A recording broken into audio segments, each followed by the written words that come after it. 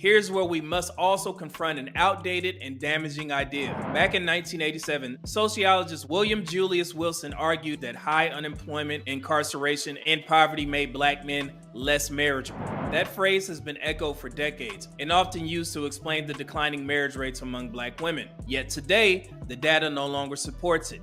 Black men earn more than black women, they make up a greater share of high earners, they own more businesses, and they are marrying across racial lines at higher rates. In fact, the education gap between black men and women is just 7.3%. So when every other group of men can lag behind their women in degrees and still marry, why is the same pattern used to call black men less marriageable? That talking point is not only outdated, it's biased. Black men's marriage rates remain steady, or they are actually rising from 36% to 38 to 40% in most cases. And those increases are fueled by interracial marriage opportunities.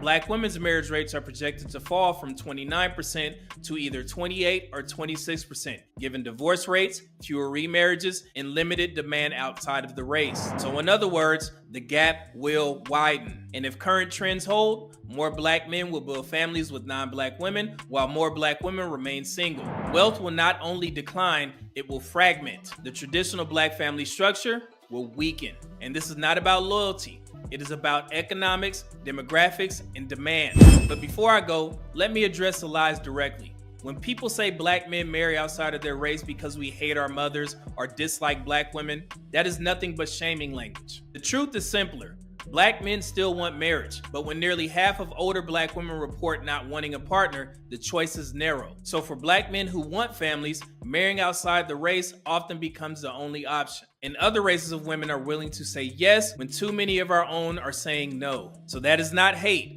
that is reality. And also, here's what must be said plainly. While black men are competing with every other race of men in business, education, and marriage markets, all races of men are fighting the same battles to earn, to lead, to build. We should not have to compete against our own women just to prove that we are not the enemy. Too often, myths are recycled, that black men are deadbeat fathers, that more of us are in prison than in college, that black women are the only ones building wealth. Every one of those lies has been debunked for decades, yet they continue to resurface even from platforms that claim to promote black marriage. And while some black women cling to those myths, other women, white, Latina, Asian, are stepping forward to marry the very black men who are disqualified at home.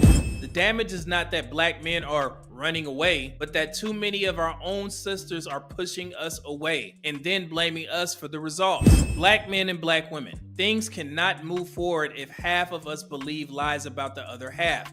Black men are not your enemy. Black men are not running from marriage. We are running towards it, often with whoever will run with us.